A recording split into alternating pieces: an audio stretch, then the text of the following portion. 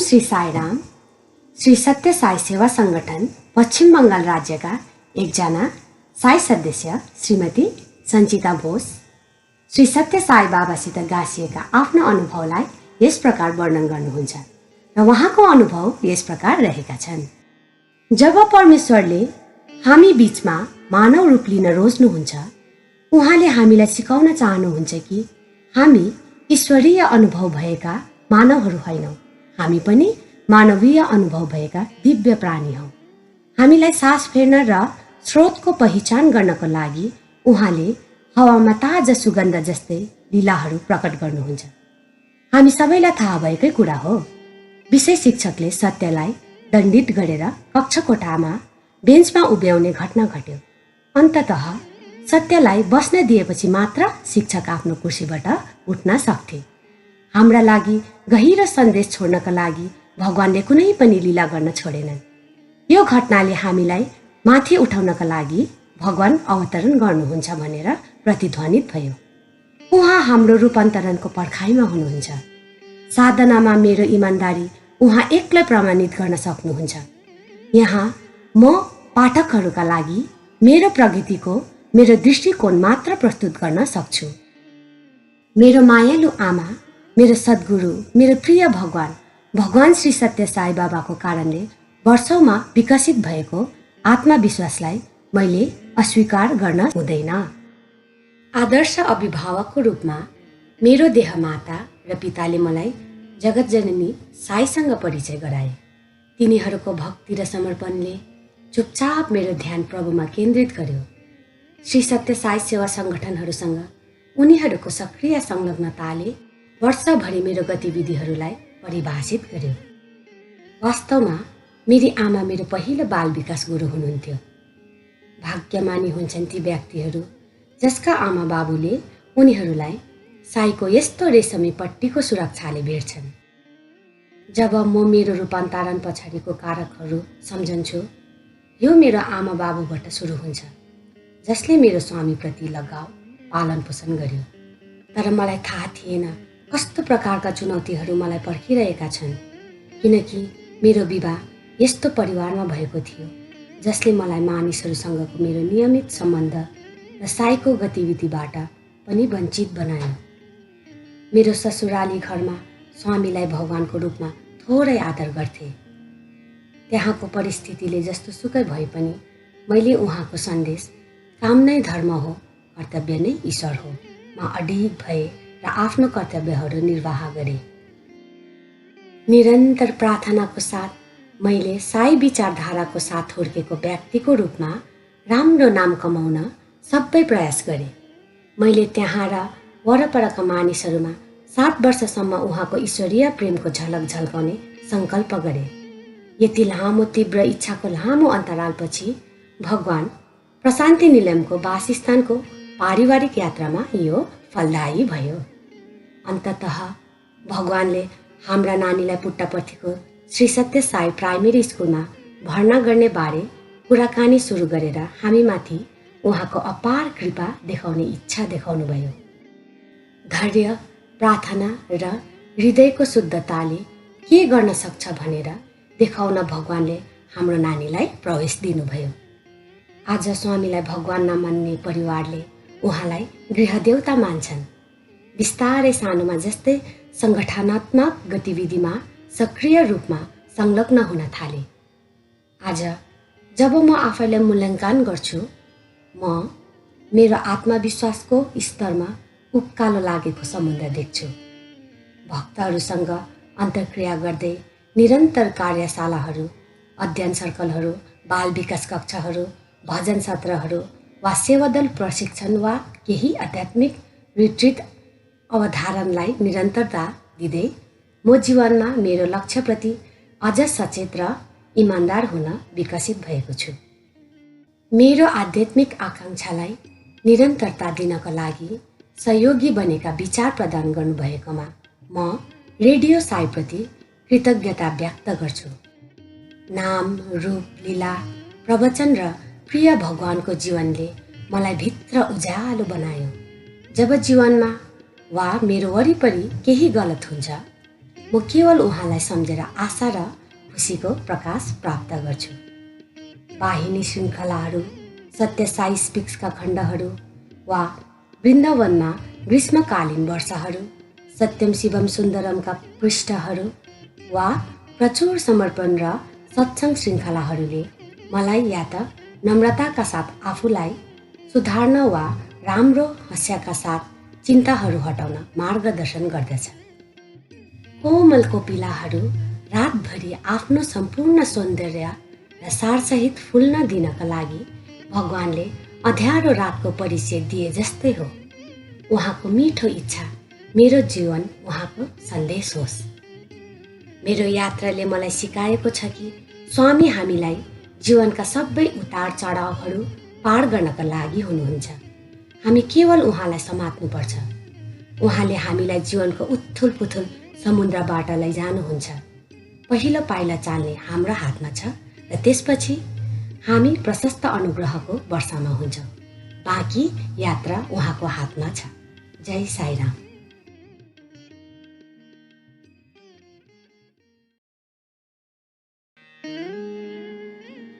Om Shri Sai Ram.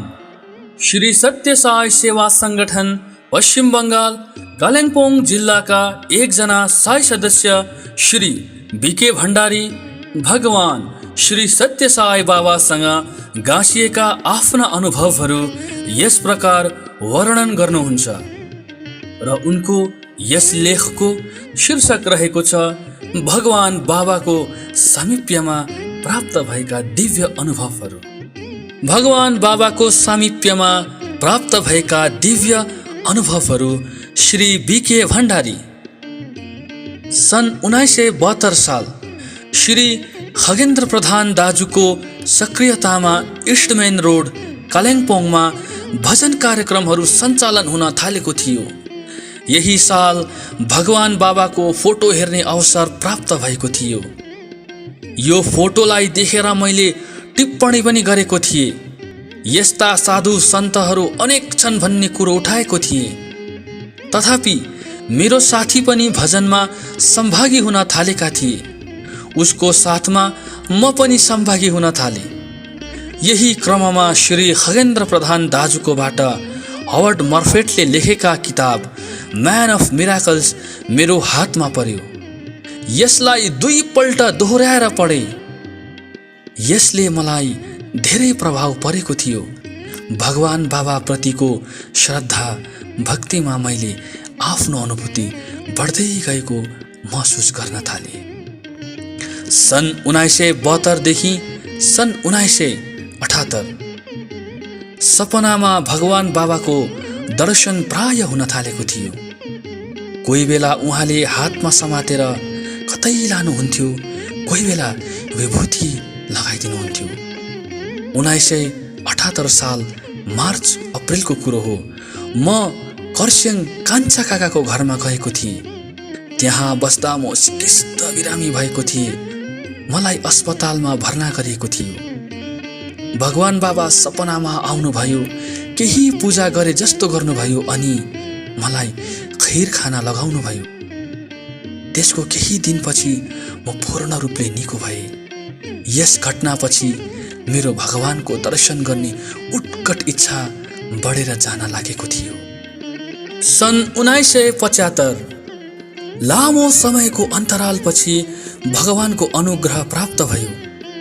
7 November 1975 सालको दिन पुट्टपर्ती जाने सुयोग प्राप्त भयो। प्रशान्ति निलयम पुट्टपर्ती पुगेपछि केही महत्त्वपूर्ण दैनिक घटनाहरू अनुभव गर्ने अवसर भगवानले गराइदिनु भयो। यस अनुभवलाई यहाँ संक्षिप्त रूपमा लेखेको छु। 18 नोभेम्बर 1975 यो दिन पूर्णिमाको दिन परेको थियो। यस दिन व्रत लिने निश्चय गरेर प्रशान्ति मन्दिरको ठिक अगाडि गएर बसे। म लगातार चाँदीको ढोका भित्र मन्दिरको स्थानतर्फ हेरिरहेको थिएँ। भगवानले भित्री देवलको छेउबाट हेर्नुहुन्थ्यो। घरि वल्लो छेउ अनि घरि पल्लो छेउ गरेर लुकीचोरी खेले जस्तो गर्नुहुँदै थियो। त्यही समयमा बजारपट्टिबाट रथयात्रा प्रशान्ति मन्दिरकै अगाडिबाट जान लागेको थियो। मेरो दृष्टि भने भगवानलाई खोजिरहेको थियो। अकस्मात भगवान त्यो चाँदीको ढोका खोलेर निक्लनु भयो। भगवानलाई जस्तो मैले देखे, मैले आफ्नो सचेतना हराइपठाएको थिएँ। जब केही पछि सचेत अवस्थामा आए, तब आफूलाई रोइरहेको अवस्थामा पाए। यो अनुभव अत्यन्तै अभूतपूर्व अलौकिक थियो। आज पर्यन्त पनि यस अनुभवलाई स्मरण गरेर आनन्दित हुने गर्दछु। 24 नोभेम्बर सन् 1975 यस दिन भगवानको जन्मदिन उपलक्ष्यको दोस्रो दिन थियो। यो कार्यक्रम पूर्णचन्द्र हलमा आयोजना गरिएको थियो। त्यस दिव्य समारोह हेर्नका लागि केवल संगठन कार्यकर्ताहरू अर्थात् डेलिगेट्सलाई मात्र अनुमति थियो। म त डेलिगेट्सको रूपमा थिइनँ, तथापि हलभित्र पस्ने मौका पाएँ। म स्टलको सामुन्ने बस्न पाएकोले भगवान झुलामा झुल्नु भएको एक अत्यन्त रमणीय दृश्य थियो, जो मेरो आँखा अगाडि अहिले पनि आलैछ। आजैको दिन म जुन टोलीसित आएको थिएँ, उहाँहरू फर्कने हुनुहुन्थ्यो। म पनि उहाँहरूसित फर्कनु पर्ने थियो, तर म जुन उद्देश्य लिएर यहाँ आएको थिएँ त्यो पूर्ण भएको थिएन। यसर्थ मैले उहाँहरूलाई बिदा दिएर प्रशान्ति मन्दिरतर्फ लागेँ। कालेबुङबाट यहाँ आउन अघि मेरो मनमा दुईवटा कुराहरू थिए। भगवान बाबा साँच्चै नै भगवान हुनुहुन्छ भन्ने पूर्ण विश्वास प्राप्त गर्नु। अर्को कुरो थियो, यदि उहाँ भगवान साँच्चै नै हुनुहुन्छ भने म पुट्टपर्ती बाबासित नै बस्ने अठोट कायम राखेको थिएँ। 3 डिसेम्बर सन् 1975 यो दिन मेरो निम्ति एक अविस्मरणीय क्षण थियो। भगवानको दर्शन गर्न मसित अरू 3 जना गोर्खे भाइहरू पनि थिए। भगवान आउनुभयो। भगवानले मलाई हेरेर उठाउनु भयो अनि भन्नुभयो, कितना आत्मी हे। हामीलाई अन्तर्वार्तामा बोलाउनु भयो। यस अन्तर्वार्ता पाउने झुण्डमा 8-9 जना भक्तहरू थिए। सर्वप्रथम भगवानले विभूति सृजना गरी खाना लगाउनु भयो। मलाई भगवानले एउटै प्रश्न 2 पल्ट सोध्नुभयो, तुम कहाँ से आए हे। केही क्षण पश्चात बाबाले मलाई व्यक्तिगत अन्तर्वार्ताको निम्ति लानुभयो। अन्तर्वार्तामा निम्नलिखित कुराहरू मेरो सामुन्ने राख्नुभयो। मेरो आफ्नो आन्तरिक चित्तको अवस्थाबारे अवगत गराउनुभयो। यो मेरो निम्ति अर्को विस्मयजनक अनुभव थियो। उहाँ त सर्वन्तर्यामी हुनुहुँदो रहेछ। उहाँले मेरो हृदयको सबै कुरो जान्नु हुँदो रहेछ भन्ने अटल विश्वास प्राप्त गरे। तुम क्या करते हे। म चुप्प लागेर बसे, किनकि उहाँलाई सबै कुरो थाहा छ। भर्खरै इस्टमेन रोड कालिम्पोङ आफू बसेको इलाकामा एउटा प्राथमिक पाठशाला खोलेको थिए। भगवानले एउटा समय मियाद तोकेर भन्नुभएको थियो, तुम्हारा काम हो जाएगा। तुम भक्ति करता है। फेरि भन्नुभयो, मैंने तुमको यहाँ बुलाया है। मेरा इच्छा से ही तुम यहाँ आए हो। त्यस पश्चात भगवानले विभूति सृजना गरी मेरो शरीरमा लगाइदिनु भयो। विभूति लगाइदिनु भएको बेला मैले आफ्नो शिरभित्र एक तीक्ष्ण तरङ्गको अनुभव गरेको थिएँ। उहाँले मलाई आफ्नो वस्त्र लगाउनमा पनि सहयोग गर्नुभयो। आमाको प्रेम र वात्सल्य अनुभव गर्ने त्यस क्षण मेरो निम्ति उहाँको अतुलनीय अनुग्रह थियो। तुम कब तक बैठोगे। भगवानले सोध्नुभयो। भगवानले मेरो मनसाय र उद्देश्य बुझ्नु भएको थियो र भन्नुभयो, नहीं, कल तुम जाना। यस प्रकारले मेरो दिव्य समय भगवानसितको त्यो दिव्य क्षण सकिएको थियो। म जुन मूल उद्देश्य लिएर प्रशान्ति निलयम बाबाको दर्शन हेतु हिँडेको थिएँ त्यो पूर्ण भएको थियो। आफूमा भगवानको भक्ति विश्वास लिएर म ती 3 भाइहरूसित 4 तारिक डिसेम्बर 1975 पुट्टपर्तीबाट प्रस्थान गरे।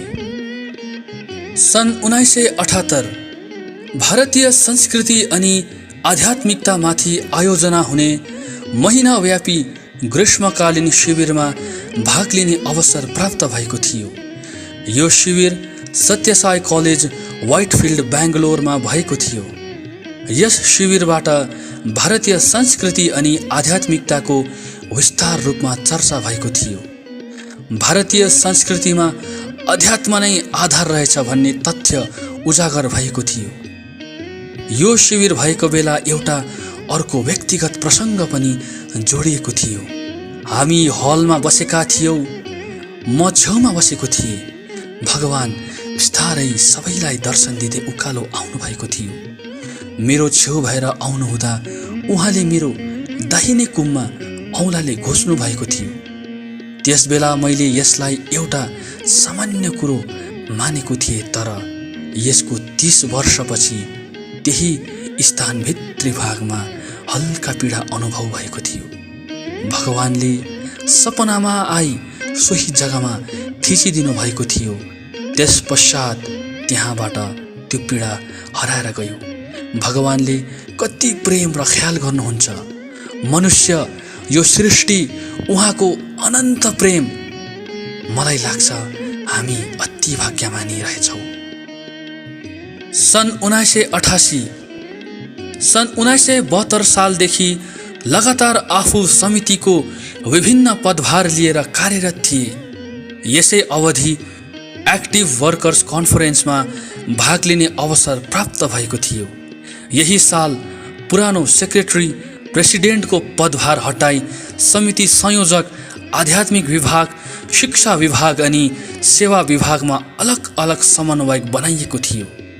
सङ्गठनमा रहेर कार्य गर्दा सदैव आध्यात्मिक मूलभूत कुरोलाई ख्याल गर्नुपर्ने कुरो समय समयमा भगवानले सपनामा आई मार्गदर्शन गर्नुहुन्थ्यो। सन् 2008 सन् 1978 ग्रीष्मकालीन शिविरमा भाग लिने मेरो मनमा एउटा विचार उब्जिएको थियो। यहाँ जस्तै स्कुल कलेज बनाउन पाए कस्तो हुन्थ्यो होला भन्ने। यही कुराको कार्यान्वयन सन् 1990 साल मैले अर्को विद्यालय सुरु गरेको थिएँ। सो विद्यालयले सन् 1996 सालमा CBSE दिल्लीबाट मान्यता प्राप्त गरी शिक्षालाई मानव मूल्यमा लगाउने प्रयास भएको थियो। यही विद्यालयको प्राचार्यको रूपमा रहेकोले मैले सन् 2008 सालमा पुट्टपर्तीमा मानव मूल्यमाथि भएको प्रशिक्षणमा भाग लिने अवसर पाएको थिएँ। यस अवधि मेरो मनमा एउटा प्रश्न उठेको थियो। भगवान बस्ने आसनको छेउमा बस्न पाउने अवसर यस जीवनमा नपाइने रहेछ। एउटा मनभित्रको गुनासो। यो गुनासो भगवानले सुन्नुभएछ। हामी 22 जना प्राचार्यहरूलाई प्रशिक्षणको अवधिभरि भगवानको आसनको छेउमा बस्ने अनुमति प्राप्त भयो। हामी भगवानका अनुयायीहरूप्रति उहाँको असीम कृपा, प्रेम र अनुग्रह सदा रहिरहनेछ। यो ईश्वरको संकल्प हो। जय साईराम।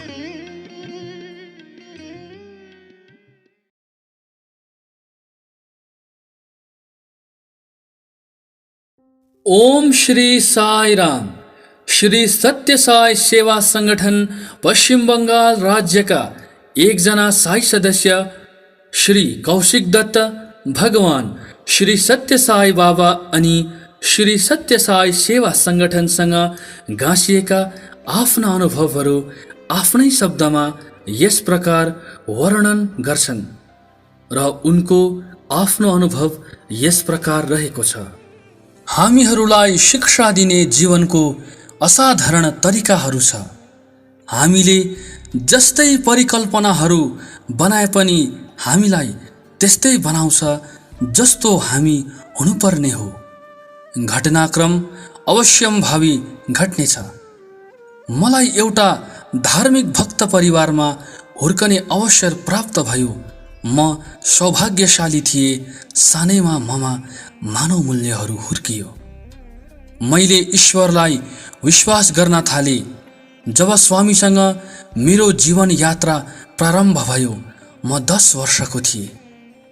मसँग झोलाभरि अनुभवहरू भए तापनि केवल 3वटा यहाँ साझा गर्न चाहन्छु। वृन्दावन व्हाइटफिल्डमा ग्रीष्मकालीन शिविरको निम्ति सन् 1977 छनौट भए। 1 महिनामा कति हासिल गर्न सकिन्छ त्यो अविश्वसनीय छ। म शैक्षिक, सांस्कृतिक तथा व्यक्तिगत क्षेत्रमा अब्बल थिए। उक्त शिविरमा रामायणमाथि जोड दिएको थियो। रामायण र यसका प्रत्येक पात्रहरूको विस्तृत अध्ययनद्वारा स्वामीले विचलित नभई दुःख, कष्ट र कठिनाइहरूको सामना कसरी गर्नु अनि स्वार्थ त्यागेर अरूहरूको सेवा कसरी गर्नु सिकाउनुभयो। मैले प्रत्येक क्षण आनन्द उपभोग गर्दै थिएँ। तर एक दिन पिताजीबाट विश्वविद्यालयको परीक्षा मितिबारे हठात टेलिग्राम पाएँ। म दोधारमा परेँ। म पढाइ र शिविर सँगसँगै गर्न चाहन्थे, तर मसित पाठ्य पुस्तक नहुँदा यो सम्भव थिएन। मेरो हातमा टेलिग्राम लिएर भोलिपल्ट सभागृहमा स्वामीको दर्शनको प्रतीक्षा गरिरहेको थिएँ। स्वामी म भएकोमा आउनुभयो। मेरो सामुन्ने रोकिएर मुस्कुराउनु भयो अनि शिर हल्लाउनु भयो। मेरो दुवै काँधमा उनका हातहरू राखेर वृन्दावन कलेजका एकजना विद्यार्थीलाई मलाई चाहिने पाठ्य पुस्तकहरू उपलब्ध गराउने आदेश दिनुभयो। म टेलिग्राम हातमा लिएर उभिएकै भए। 20 वर्ष पश्चात सन् 1999 मेरा पिताजीको निधनले म गहिरो भावनात्मक र आर्थिक चापमा थिएँ। अनवरत म सङ्गीतलाई जीवनको आजीविका बनाउन लागिरहेको थिएँ। जीवन यति साह्रो भारी हुन्छ भनेर मैले सपनामा पनि चिताएको थिइनँ। मेरो बाल्यकाल र युवावस्था दुःख चिन्तादेखि सुरक्षित थियो। यसै अवधिमा मैले श्री सत्य साई सेवा सङ्गठनमा मेरो भक्तिमय जीवन तन्काएँ। मैले मेरो अन्तर सुदृढ भएको पाएँ। प्रत्येक कदममा दिव्यतासँग सचेत सम्पर्क अझ प्रगाढ भएको पाएँ। तत्कालीन राज्य सभापति श्री श्यामल सुरले मलाई विश्वस्त गराउँदै भन्नुहुन्थ्यो, कौशिक, तिमीले उहाँको कार्य गर्दैछौ, उहाँले तिमीलाई अवश्य हेर्नुहुनेछ।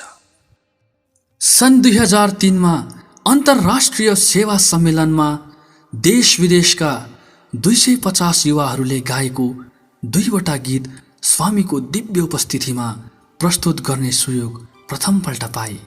फेरि सन् 2005 400 शिशुहरूले साई चिल्ड्रेन्स फेस्टिभलमा गाउनको निम्ति गीतहरू बनाउने निमन्त्रणा दिए। मसँग पुट्टापर्ती जाने पैसा थिएन। मैले प्रार्थना गरेँ। एक साँझ घर फर्केपछि कुनै बेलायतीले मलाई सोध्दै थियो भन्ने खबर ठुली छोरीबाट पाए। भोलिपल्ट उनले फोन गर्दा उनी अति विख्यात ओपेरा निर्देशक हुन् भन्ने थाहा पाएर म चकित भए। उनले भारतमा धेरै व्यक्तिहरूसँग सम्पर्क गरेर मेरो फोन नम्बर पाएका रहेछन्। उनले मेरा सङ्गीत सुनेका रहेछन्, साथै मन पनि पराएका रहेछन्। एउटा अन्तर्राष्ट्रिय म्युजिक बनाउन उनले अडिसनको निम्ति मलाई मुम्बईमा बस्ने गरी आउने निमन्त्रणा दिए। चाखलाग्दो कुरो के थियो भने अडिसनको तारिख प्रशान्ति निलयममा हुने चिल्ड्रेन्स फेस्टिभलको ठिक अघि थियो। मुम्बईमा सप्ताहभरिको कर्मशालामा भाग लिएर यथासमयमा म प्रशान्ति निलयम पुगेर शिशुहरूलाई सिकाएर दिव्य उपस्थितिमा 9वटा गीतहरूको सङ्गालो उहाँको चरण कमलमा अर्पण गरे। उनको चरण कमलमा निहुरिँदा मैले आफूलाई नियन्त्रण गर्न सकिनँ अनि मेरो निहुरेको शरीरमा उनको न्यानो स्पर्श अनुभव गरेँ। स्वामीले मलाई हेर्नुभयो, मुस्कुराउनुभयो अनि एउटा रात गुलाफ दिएर आशीर्वाद दिनुभयो। स्वामी आनन्दित हुनुहुन्थ्यो। प्रतिमा छँदा पनि मेरो चलिरहेको सङ्घर्ष यथावत थियो। म अडिसनको परिणाम पर्खिरहेको थिएँ। भोलिपल्ट मेरोमा आएको इमेल हेर्दै जाँदा मेरो आँखा डाइरेक्टर स्वयंबाट आएको इमेलमा टक्क अडियो। केही पल रोकिए, प्रार्थना गरे अनि मैले खोले। मेरो छनौट भएछ। एक झट्कामा नै मेरो सम्पूर्ण समस्याहरू निर्मूल भएको आभासले म अभिभूत भए। त्यस क्षणको खुसियालीमा मलाई भ्रम जस्तो लागिरहेको थियो, तर म जान्दथे मेरो सङ्घर्ष समाप्त भयो। ईश्वरमा तिम्रो विश्वास नघटोस्, तिम्रो यत्न उनले गर्नेछन्।